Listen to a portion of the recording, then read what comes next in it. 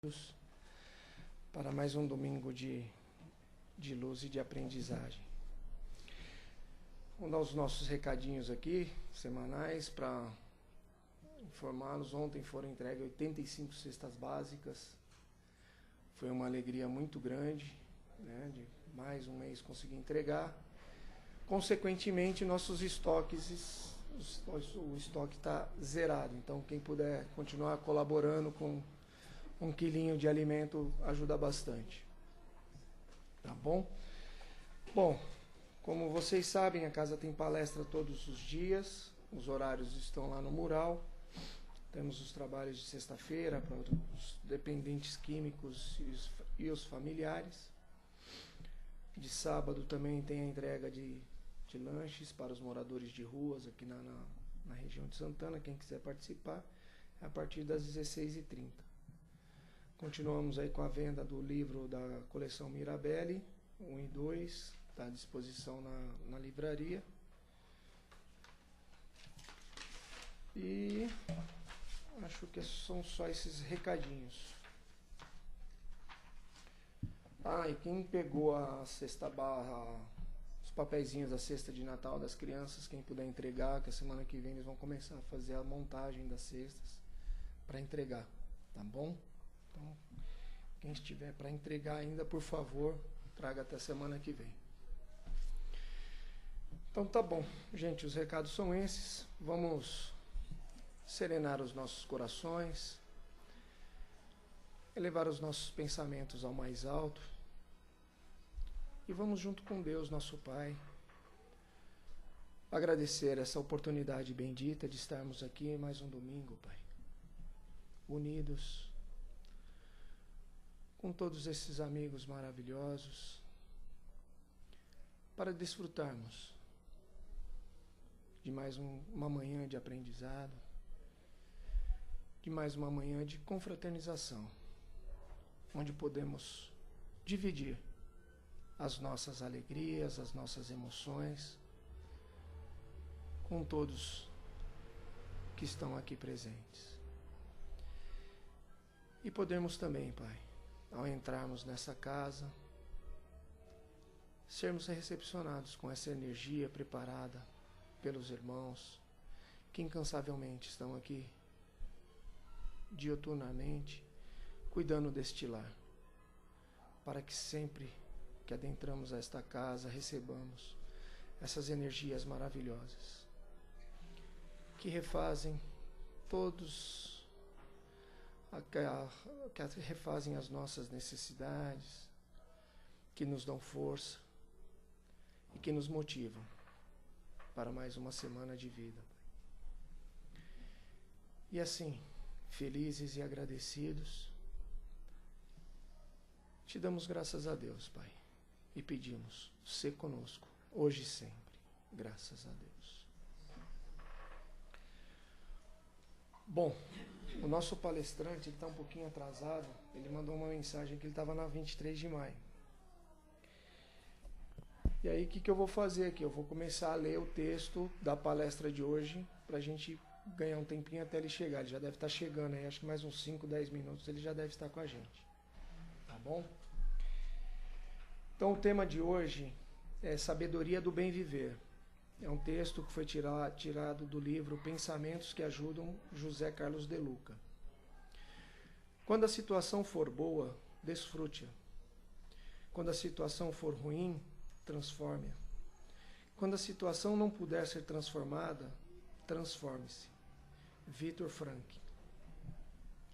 Todos nós passamos por 3 espécies de situações na vida: as boas, as ruins e as que não podem ser modificadas. Precisamos ter sabedoria para viver cada uma dessas experiências, tirando o ensinamento e o proveito que elas nos propiciam. E o psiquiatra Viktor Frankl nos ajuda a entender isso muito bem. Nas situações boas, ele nos recomenda desfrutá-las. Parece óbvio o conselho, mas não é.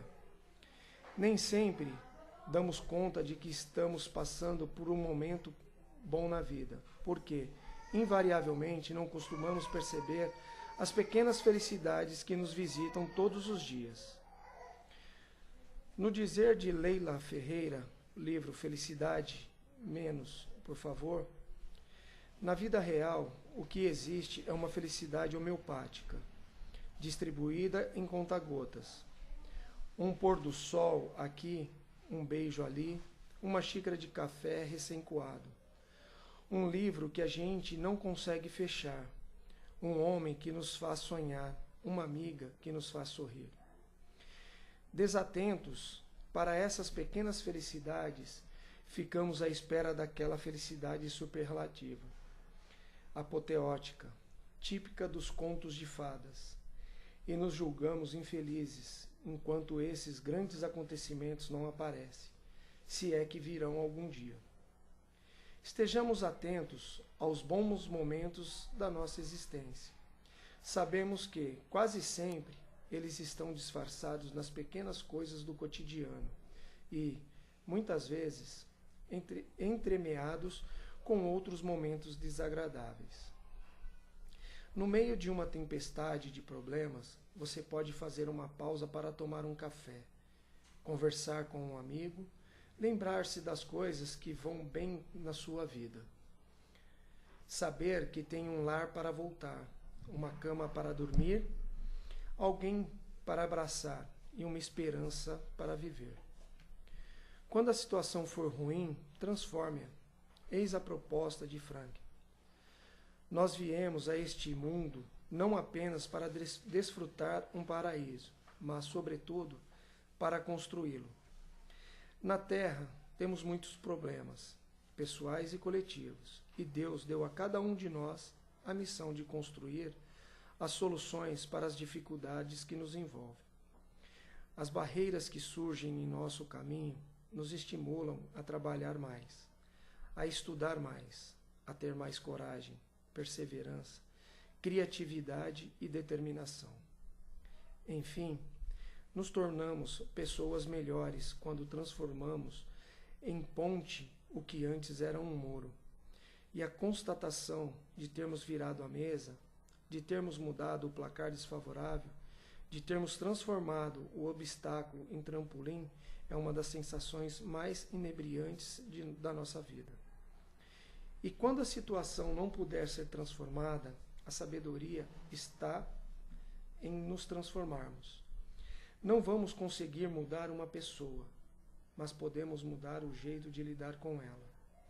Se você tem uma pedra que não pode ser removida, pare de brigar com a pedra e aprenda a contorná-la.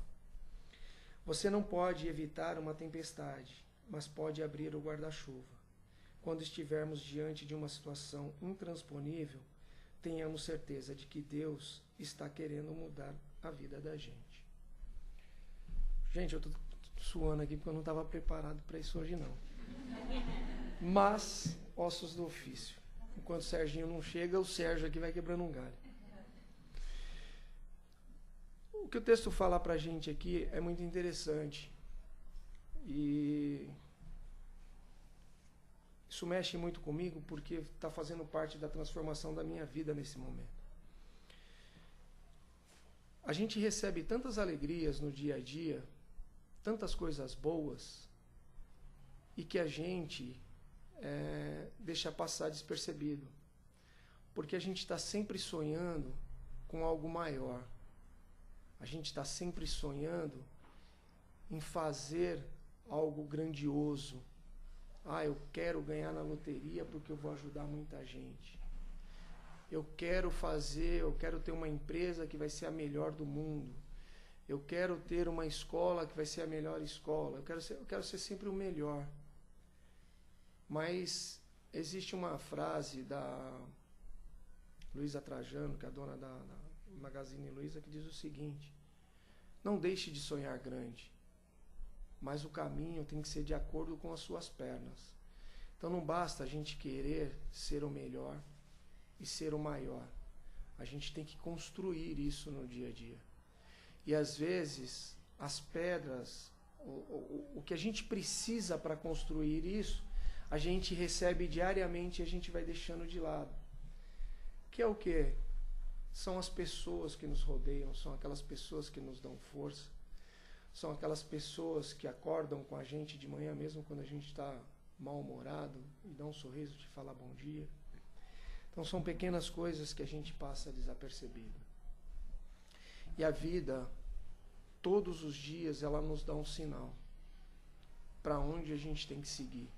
Só que nós estamos com um direcionamento daquilo que a gente quer, que às vezes, como diz aqui, é inatingível, que a gente não se percebe. E aí você precisa acabar passando por algumas situações que é inevitável, né? A gente deixa de fazer o básico e a gente acaba tendo que voltar um pouco naquilo para recuperar tudo aquilo que a gente deixou de lado, que a gente não deu importância e que no fundo realmente era importante, né? Aí a gente tem que voltar para trás para recolher aquilo, juntar, e aí sim, quem sabe, talvez aquele objetivo inatingível ele possa começar a se tornar viável. Então a gente precisa começar a prestar muita atenção. E eu estou falando isso para vocês aqui de experiência própria. Muitas coisas passaram na minha vida que eu não prestava atenção e eu tive que passar, e ainda venho no caminho, começar a perceber algumas coisas. Porque quando tudo está bem na vida, é aquela coisa, né? A gente tem um monte de amigos, a gente tem um monte de parente, tem um monte de... Todo mundo te convida para isso, convida para aquilo. Quando a situação fica ruim, parece que as coisas, os amigos, alguns parentes vão junto com aquele momento bom. Somem. Porque você começa a ser... Puta, lá vem aquele cara chato de novo. Tá? Vai atender o telefone, vai me pedir alguma coisa. Ele não está ligando para falar bom dia, para ver se está tudo bem. Ele vai me pedir alguma coisa. E é uma sensação muito ruim. E às vezes você não quer pedir nada, mas você quer um ouvido, um ombro, né? Então, eu acho que a sabedoria do bem viver, como diz o texto aqui, é um pouco disso. A gente precisa aprender a viver e experimentar, e como diz aqui, desfrutar desses pequenos bons momentos, que é o que fazem a nossa vida ser melhor. E a outra coisa que me tocou bastante nesse texto é que essas situações, elas vêm em doses homeopáticas, né? Elas vêm de pouquinho, ali, mas é constante, ela não para. E quando a gente para um pouco para refletir, você percebe que tudo isso tem grande valor na nossa vida. E quando a dificuldade vem, a gente precisa parar e analisar o que é que está acontecendo. E é muito comum, nos momentos de desespero, a gente querer resolver tudo. Eu vou levantar cedo, eu vou fazer, eu vou correr. E o que a gente faz? A gente acaba aumentando o tamanho do buraco, o tamanho do rombo. Porque no desespero a gente não resolve nada. Se você está em alto mar, se afogando, a primeira coisa que você começa a fazer é se debater. E aí você afunda. Sendo que a coisa mais correta a fazer é respirar e fechar o pulmão. Você vai boiar, você não vai afundar. Eu estou falando isso porque eu fiz curso de mergulho, tudo, então aprendi um pouco disso. Quando você enche o pulmão, seu corpo está cheio de oxigênio, você não afunda. E aí a coisa vai acalmar, você vai se tranquilizar e devagarinho você vai. Até talvez chegar um socorro, alcançar um local para você poder descansar. E o mesmo a gente faz quando a gente está em dificuldades na vida. A gente entra em desespero, a gente quer resolver tudo. Não, porque eu vou ligar, eu vou fazer, eu vou brigar, vou falar. A gente quer tirar, resolver a solução. E às vezes não é no desespero e não é nessa correria que a gente vai conseguir.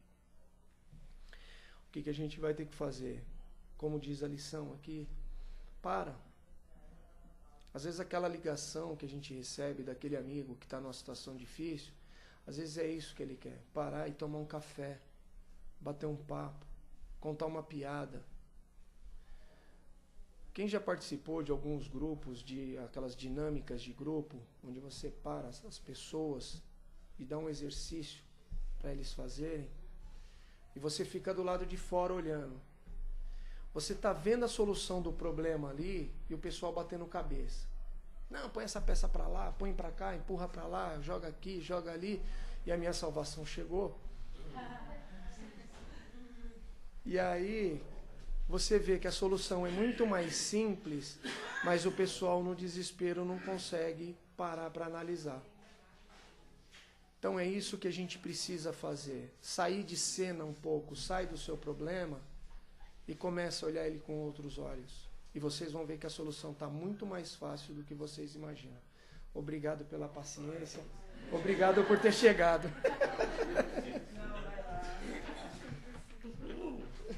Bom dia a todos, desculpe pelo atraso, eu não vou segurar mais vocês aqui, a gente só vai dar uma repassada do tema para a gente entender bem, afinal de contas, hoje pelo atraso caiu bem no tema, porque bem viver,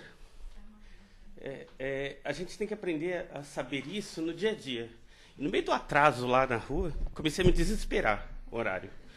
E a gente sabe que nessas horas bem viver é complicado, porque nas horas que a gente mais precisa, a gente tem que saber que dentro de nós tem que ter força suficiente para a gente poder se equilibrar. E é complicado isso, né? Hoje por causa de um atraso. Mas normalmente a gente tem problema porque doenças, brigas em família. Bem viver é isso, né?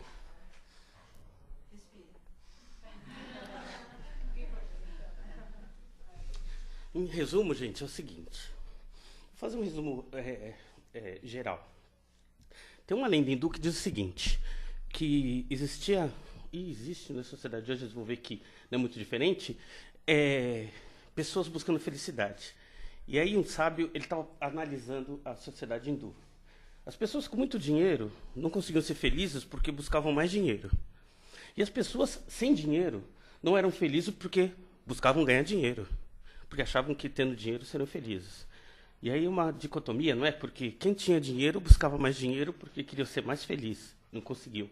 Quem não tinha dinheiro continuava indo atrás de ter dinheiro. E recentemente, vendo uma palestra, uma entrevista de um humorista, ele falou uma coisa que chamou a atenção justamente para esse mesmo tema.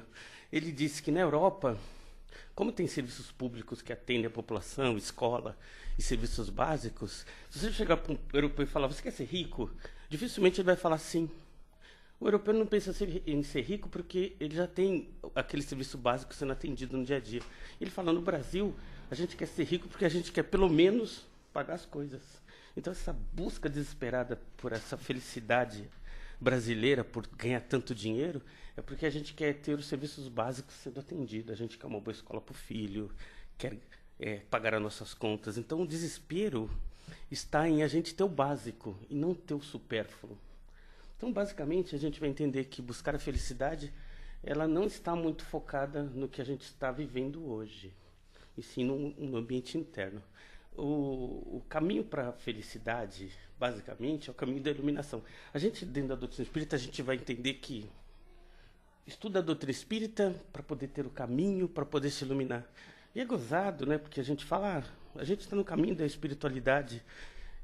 O espírita, no Brasil, que nós somos espíritas, acabou se acomodando muito sobre esse caminho da espiritualidade. Nós, como espírita, a gente está esperando a próxima vida para poder evoluir. Muitos de nós não fazem o serviço básico de se equilibrar, esperando que na próxima a gente melhore. Muitas das vezes, nós deixamos sempre para frente, porramos com a barriga condições que a gente podia estar melhorando hoje. Por quê? Porque a gente é eterno. Espírito, mais para frente a gente alcança.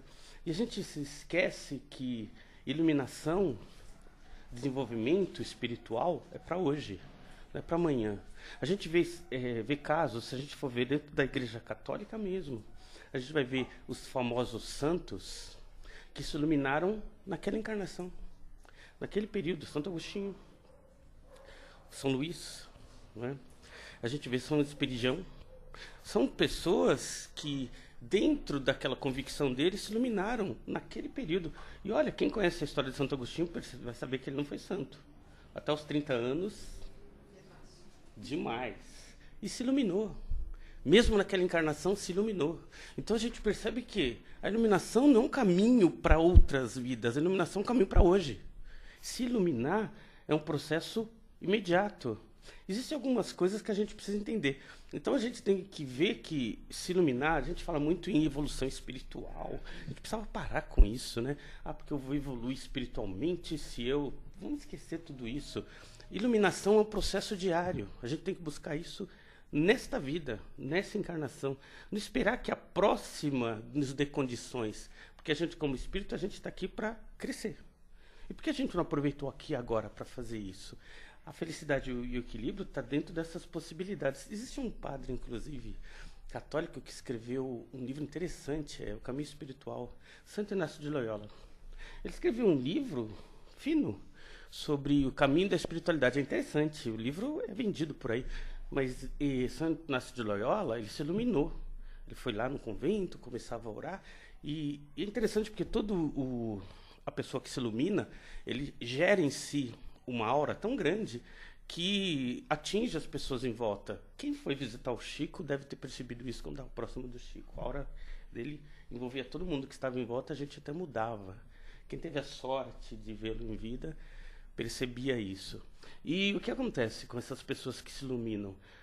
Aquilo dele faz com que as pessoas que não estão preparadas para a iluminação comecem a pôr para fora aquilo que elas têm mais medo. Por isso que esses homens santos, eles se isolavam.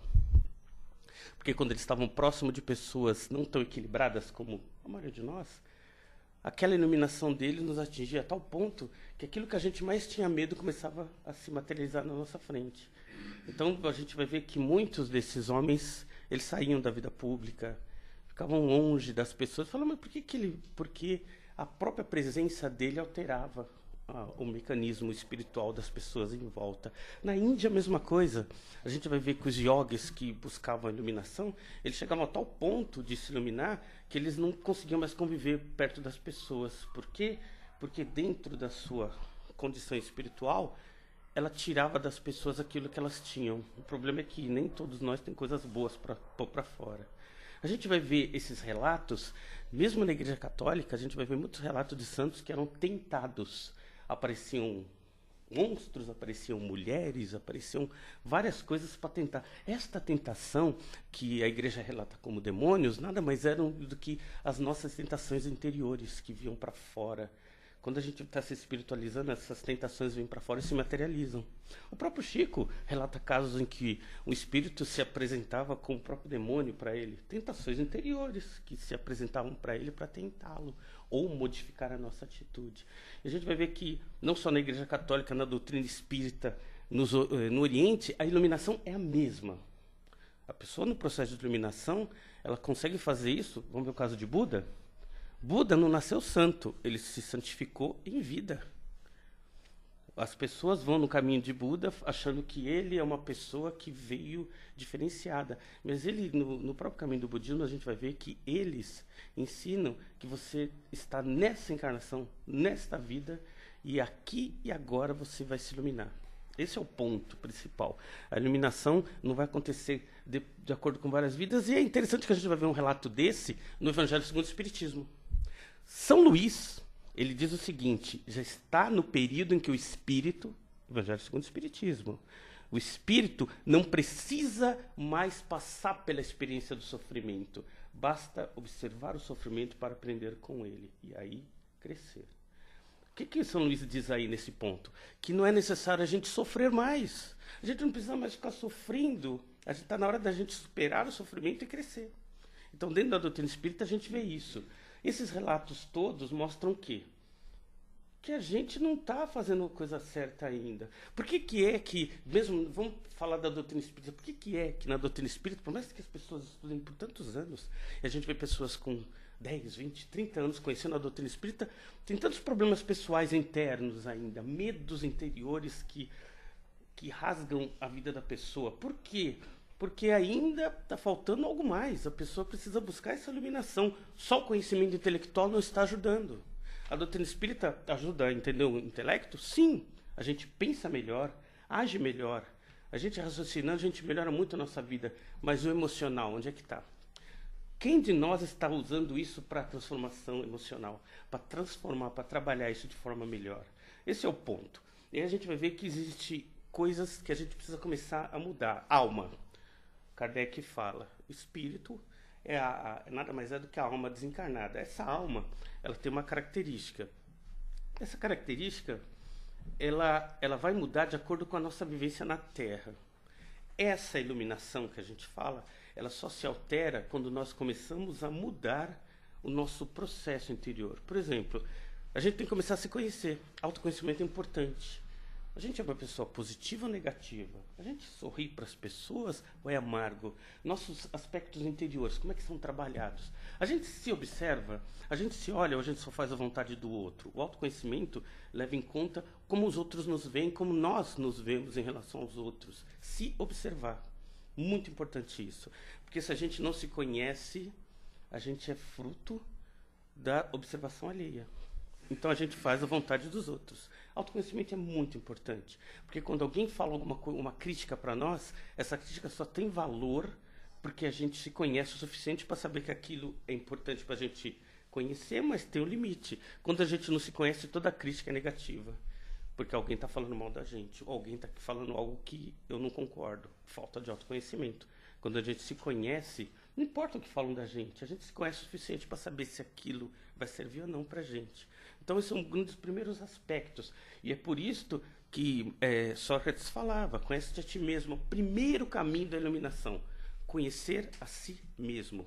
Quantos de nós fazem essa pergunta? Quem sou eu? O que eu busco na minha vida? O que eu faço nessa vida? Por que eu me casei? Por que eu não me casei? Por que eu tenho filho? Por que eu não tive filhos? Por que eu estou nessa empresa? O que eu busco? Eu quero só ganhar dinheiro ou quero realmente realizar alguma coisa útil? O que eu estou fazendo na minha vida nesse momento? Autoconhecimento. Se questionar, fazer com que essas perguntas encontrem resposta em nós e não fora de nós. Não buscar a resposta fora, e sim dentro. Autoconhecimento é entrar, introspecção, buscar em nós essa mudança. E aí nós vamos entender o seguinte, a grande maioria de nós é cercado por pessoas. As pessoas à nossa volta nos influenciam. Como é que nós agimos em relação a essas pessoas? Nós damos atenção? Nós realmente, quando estamos conversando com essa pessoa, nós olhamos para ela?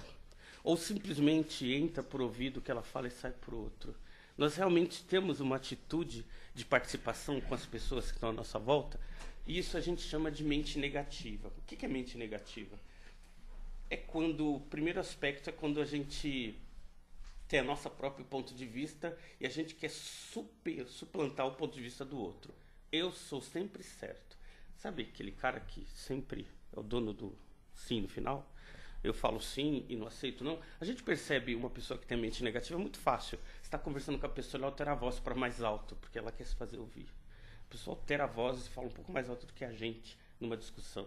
Essa pessoa é o aspecto negativo, ela quer se impor. A gente tem que se observar para saber se a gente não é isso. A transformação vai partir da premissa da gente se observar nas nossas atitudes. Quando alguém estou numa fila do banco, e alguém corta a fila, como é que eu fico internamente? Mente negativa. A pessoa fez a mente negativa. Como é que eu estou me sentindo? Eu estou voltando da praia no final do ano, naquela fila desesperada, e a pessoa passa pelo acostamento. Eu olho... Mente negativa, cuidado. É nosso isso, a gente tem que se observar. A gente tem que entender o que acontece conosco quando alguém faz alguma coisa e nos atinge. Essa mente negativa acontece em vários aspectos. Eu estou numa empresa, alguém teve promoção e eu não. Mente negativa. Como é que eu estou agindo e aceitando as coisas que estão acontecendo nesse momento na minha vida? E é justamente a superação disso que gera transformação. Quando a gente não se observa, a gente só reclama. Ah, porque o cara furou a fila, porque isso, porque a gente deixa de se observar e de se melhorar. Então, isso é o aspecto. E o que é a mente positiva? É mudar isso. Mudar isso. É ver as coisas acontecer, observar, São Luís fala. Não precisa sofrer pelo que acontece, mas aprenda com o que acontece. Observe isso e aprenda. Isso me atingiu? Opa, deixa eu me observar. Por que eu estou sentindo isso? Ou alguém falou alguma coisa em algum momento que eu não gostei. Aquilo... Deixa eu observar isso agora. Por que eu não gostei? Eu estou lá sendo atendido, ou o garçom, por um problema familiar, ele foi grosseiro comigo e eu me alterei. Por que eu me alterei tanto? Deixa eu me observar. Então, essa falta de observação nossa faz com que a gente deixe de se transformar. Que a gente fica muito preso ao aspecto exterior. Eu fiquei com raiva, eu fiquei com bronca, eu fiquei com ódio, eu fiquei com raivinha, não falo mais com fulano. Esses aspectos, é verdade. E esses aspectos que acontecem na nossa vida são importantes a gente conhecer. A gente tem que se conhecer para entender esse aspecto, porque aí a gente conhecendo isso, a gente consegue se modificar. A gente sorri quando está de manhã, ou de manhã quando a gente acorda, não fala comigo. Principalmente segunda-feira, né? Amanhã, acordo de manhã, bem-humorado, porque é segunda-feira. Os aspectos positivos e negativos dependem muito da nossa forma de ser. Mas a gente pode mudar. Por que não fazer isso? Os psicólogos falam, e eu concordo que eu uso um pouco isso, pegue uma ou duas músicas que a gente gosta muito. O dia que a gente estiver meio negativo, canta essa música, cantarola.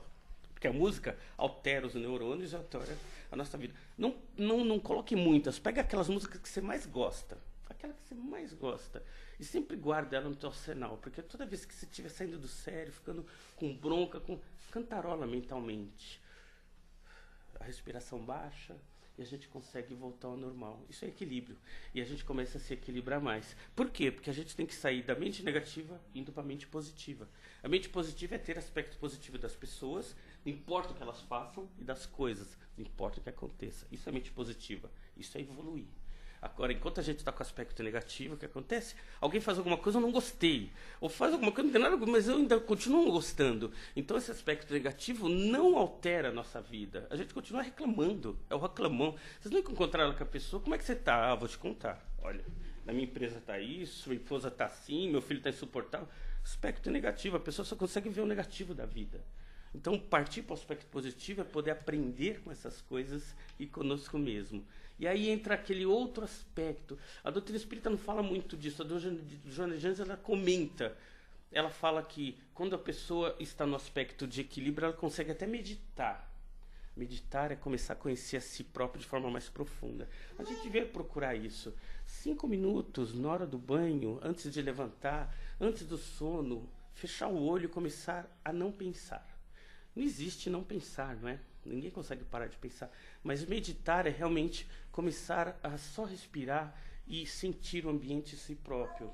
Essa é uma transformação. Leva tempo, mas as pessoas que começam esse processo meditativo começam a se transformar. É interessante porque no processo meditativo, seja aqueles 5 minutos antes de dormir ou quando acorda, no momento que tem um tempo disponível, começam a vir respostas naturais para as questões que a gente tem na vida. Meditação traz isso. Então, buscando o equilíbrio, se a gente consegue ter esse tempinho, a gente consegue respirar melhor e aí essas respostas começam a vir. Resposta para coisas muito difíceis para a nossa vida, a gente simplesmente pensa e deixa lá a questão. Em algum momento ela vem. E quando ela vem uma resposta para aquilo, nossa mesmo. Por quê? Porque Deus está em nós. Nós, em aspectos mais últimos, somos parte integrante de Deus. É que aquele aspecto de Deus exterior é que distancia a gente. Deus não é aspecto exterior. Nós fazemos parte do Pai. Cada um de nós faz parte disso. E basta simplesmente fechar o olho para conhecer. E aí a gente vai perceber que isto começa a nos transformar. Quando a gente começa a entender e chegar nesse aspecto do equilíbrio, qual o próximo grande passo? Que deveria ser um dos primeiros, mas a gente vai falar como agora. Corpo físico. Não deixar ou relegar o corpo físico para o nada. Exercício físico. Já viram um gato quando acorda de manhã? Espreguiça tudo. Quem ainda se espreguiça quando acorda de manhã? Normalmente a gente acorda, consegue ainda, porque a gente acorda de manhã, levanta porque já está na hora, ou quem faz como eu, né? Põe o relógio para despertar meia hora antes. Cada 10 minutos a gente vai lá. Quando dá a última hora, não temos nem de espreguiçar, porque a gente acorda, levanta da cama. É muito importante o músculo poder se refazer depois da noite. Espreguiçar é realmente alongar. A gente ter tempo para fazer isso, pensar no corpo físico. É muito importante a vida física no corpo físico. Ah, não gosto de correr, caminha. Ah, não gosto de caminhar. Pula. Alguma coisa. Faz alguma coisa. Alguma coisa para realmente ter movimento. Vida é movimento. Então o corpo físico é importante. Anda com os amigos, anda sozinho, vai para academia quem gosta, ou pratique alguma coisa. Faça alguma coisa para manter o corpo ativo. É muito importante isso. Não adianta nada eu falar, eu quero ser uma pessoa feliz, e o corpo está parado. E o corpo parado, o que acontece? O nosso cérebro ele gera tudo que a gente precisa, mecanismos de felicidade, de harmonia, tudo. Mas o cérebro, para poder gerar isso, precisa da energia do corpo. O corpo se movimentando gera essa energia e a gente começa a ter uma vida mais ativa. E independente da idade, independente de tudo, a gente tem que caminhar, se exercitar, se movimentar. É importante isso, o corpo físico é importante. Chegou nesse ponto em que eu consigo entender que o meu corpo físico é importante, que meditar de vez em quando é importante, ter uma mente positiva é importante, formas de pensamento. Está no livro do Espírito. Kardec, quando começou a falar de formas de pensamento, provavelmente ele ia começar a falar mais a respeito disso, mas acabou morrendo antes. Mas ele deixou um trabalho muito bonito. Formas de pensamento é o que eu creio, o que eu acredito, o que eu penso se torna verdade. O que é isso, formas de pensamento? É fluido cósmico ou universal, envolve tudo aqui. Tudo que a gente pensa, os americanos fizeram uma experiência interessante. Eles pegaram essas pessoas que encontram água, né, com forquilha e petróleo, e queriam saber de onde vem isso, né? Petróleo, água, diamante, eles conseguem ver isso com forquilha. E eles estavam querendo saber como é que a pessoa conseguia achar essas coisas. E primeiro eles foram lá e realmente a pessoa consegue chegar onde tem a água mesmo. Falaram, mas como é possível? E eles fizeram uma experiência. Eles pegaram algumas pessoas e falaram, olha, anda por aqui, faz um caminho torto aí e vai pensando sobre o seu caminho. Eles perceberam que o cara com a forquilha fazia o mesmo caminho. E pesquisando isso, falou, como é que isso é possível? A pessoa anda, ela pensa em alguma coisa, o cara vai com a forquilha onde a pessoa pensou. É porque, e eles chegaram à conclusão de que mentalmente, nós criamos um caminho mental. Quando a gente está andando, está caminhando, forma de pensamento, a gente cria. Só que o homem comum, a maioria de nós, quando a gente cria uma forma, essa forma entra ela se cria, depois se desfaz. Por quê? Porque a gente não tem um hábito da meditação, do pensamento positivo. Então essas formas de pensamento, elas vêm, somem em seguida, né? E o que acontece com a meditação, com o trabalho positivo? Toda forma, pensamento, se torna real no mundo astral e depois ela se materializa. O que é isso? É quando você começa, por exemplo, a meditar, a ter uma mente positiva. Quando você faz uma oração, você cria uma forma de pensamento tão forte que ilumina a casa toda. A forma de pensamento altera o ambiente. Então, iluminar-se é criar uma forma de pensamento tão forte que aquele pensamento positivo nos acompanha onde a gente vai. E aí tem aquele aspecto da aura. O que é aura? Aura é o resultado final de tudo que nós somos. O que eu falo, o que eu penso, o que eu como, o que eu vejo, o que eu sonho, isso é aura. A nossa aura, ela vai se alterar baseado no que nós somos. É o resultado final disso. Se a gente é uma pessoa preguiçosa, rancorosa, raivosa, tudo que for osa na vida, imagina como é que está a nossa aura nesse momento. Então mudar essa aura é mudar esses aspectos do pensamento, da ação, meditação, alimentação, corpo físico. Notem que a felicidade não está em ter, em ser. E não é só ser espiritual, ser físico também. Então buscar ser feliz é buscar esses aspectos da vida. Isso altera? Altera. Olha que interessante. A pessoa que busca o aspecto do corpo físico de se dar bem, quando começa a meditar e começa a pensar em coisas positivas, o corpo sutil dela se altera. O que é o corpo sutil? O corpo sutil é o que se desgasta primeiro quando a gente desencarna, tá? Nós temos a aura, temos o corpo sutil, temos vários outros corpos. Este corpo, quando se desequilibra, como é que desequilibra o corpo sutil? Pensamentos ruins. Quando eu falo mal da vida alheia, quando eu penso coisas negativas, quando eu vejo muito programa de televisão negativo, o corpo sutil, ele...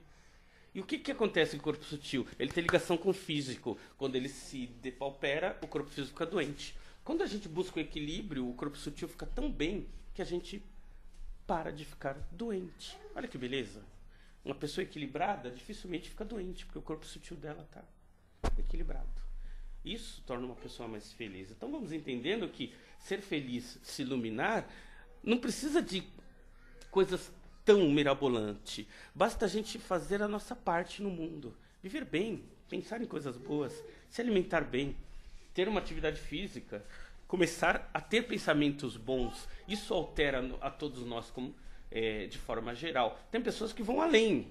E aí essas pessoas se iluminam de vez. E tem pessoas que são pessoas que têm uma vida comum, mas iluminadas.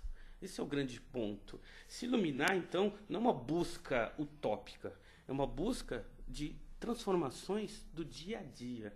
Coisas pequenas que a gente vai mudando na nossa vida, que vai alterando de dentro para fora as coisas que nós somos. Tá? Pelo adiantar da hora, desculpem, gente, pelo atraso, mas fiquem todos em paz.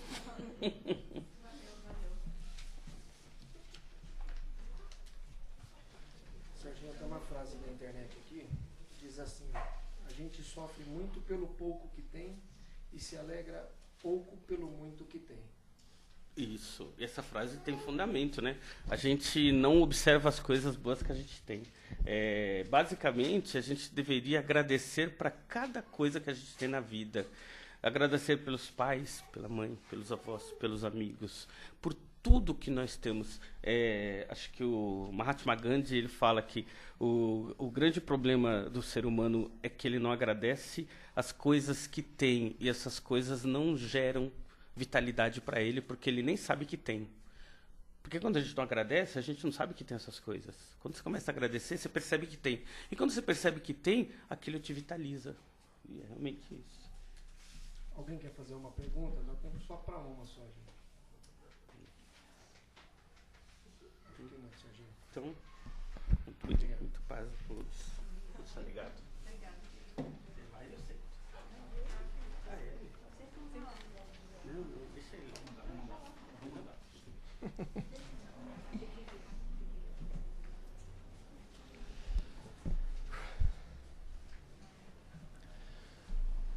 Bom, então vamos agora agradecer, né, por tudo que recebemos. E vamos escutar a nossa respiração agora. Vamos escutar o nosso coração batendo. Vamos nos desligando de tudo que temos a fazer ainda. Vamos limpando as nossas mentes, os nossos corações, para que possamos receber neste momento todas essas energias que estão caindo sobre nós, que estão nos envolvendo, que são as energias que vão reparar todas as nossas células, os nossos organismos que estamos com dificuldades, que estão deficitárias.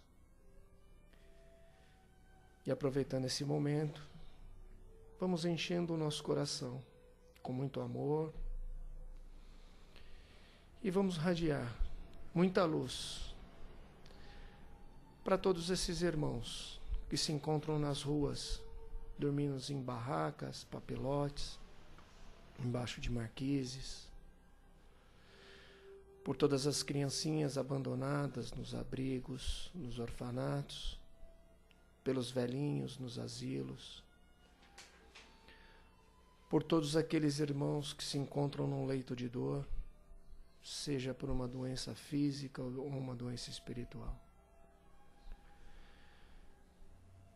Vibremos ainda por todos os lares que se encontram desajustados,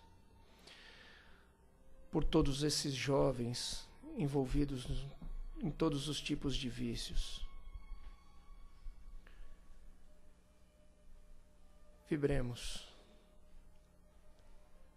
por todos aqueles que se encontram ainda presos às provas dolorosas,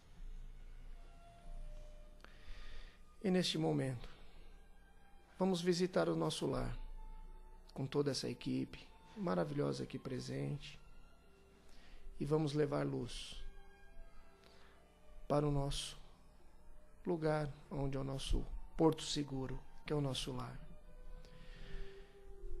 E vamos imaginando nós adentrando o nosso lar com os nossos irmãos espirituais, e eles vão energizando cada cômodo, cada cantinho, o teto, as paredes, o chão, as portas, os armários, higienizando tudo, deixando tudo limpinho, com muita luz, para quando lá fisicamente chegarmos, encontrarmos o nosso lar bem harmonioso. E assim, Pai, felizes por mais essa oportunidade, te pedimos uma semana de muita luz, de muita paz, e como foi dito aqui, que podemos aprender a cada dia a viver melhor. Graças a Deus.